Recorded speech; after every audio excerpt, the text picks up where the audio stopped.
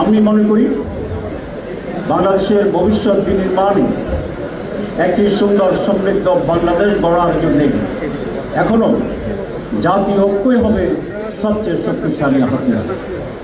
এই ঐক্য রেখেই আমরা যার যার জায়গা থেকে যেটি প্রয়োজন প্রায়োরিটি সেটি আমরা অবশ্যই এখানে ইমপ্লিমেন্ট করার চেষ্টা করি।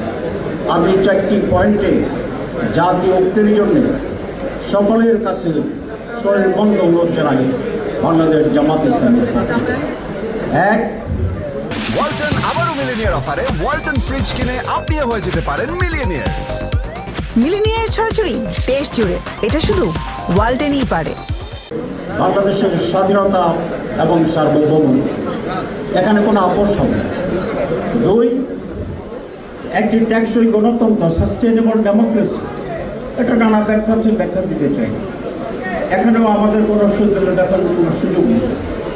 3, একটি ফেয়ার ইলেকশন, যার কারণে বাংলাদেশ আজকে এই দুরবস্থার ভিতরে পতিত হয়েছে। ফেয়ার ইলেকশন বলতে যা বোঝায় সবটা, যেটা মান্নাভাই একটু উল্লেখ করেছে। 4, দুর্নীতিমুক্ত বাংলাদেশ। একটি মানুষ যদি 230-35 বিলিয়ন টাকা আমাদের দেশ থেকে লুট করে নিয়ে যায়, তাহলে এই দেশে ডেভেলপমেন্ট আর কোনো সুযোগ নেই। সুতরাং এখানে ঐক্যবদ্ধ হতে হবে, নো করাপশন, আমরা দুর্নীতিমুক্ত বাংলাদেশ করব। এরকম এডুকেটেড এনলাইটেড সম্মিলিতভাবে সোসাইটি যদি আমরা তৈরি করতে পারি, তাহলে ইনশাল্লাহ কোনো ষড়যন্ত্র কাজে আসবে না, ষড়যন্ত্রের সাহসও করবে না।